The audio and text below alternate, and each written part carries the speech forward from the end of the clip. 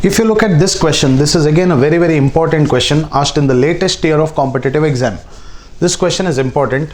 Limiting value of x tending to infinity, we can write like this: tan of b 1 minus a power 4 to the power of x divided by 1 minus a to the power 4 to the power of x. I'll write like this and keep.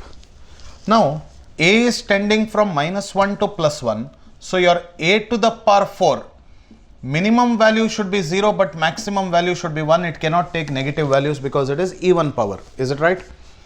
So I'll say 1 minus a to the power 4. 1 minus, okay. So what will I say? Now minus a to the power 4 will lie between 0 and -1. The sign of the inequality reverses when you multiply by a minus sign. 1 minus a power 4 will be 1 minus 1 less than 1 minus 1 plus 0, correct or not? Add 1 on both sides. 0 less than 1 minus a to the power 4 less than 1, correct?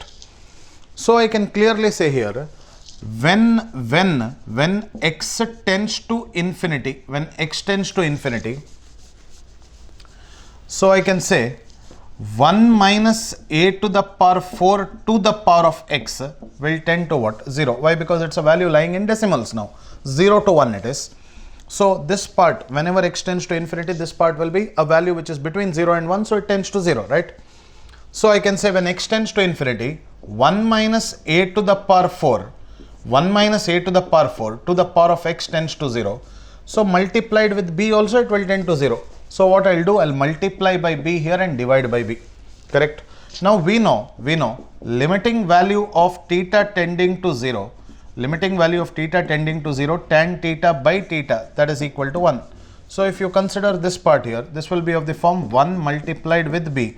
So the answer to the question will be b. This is an important question.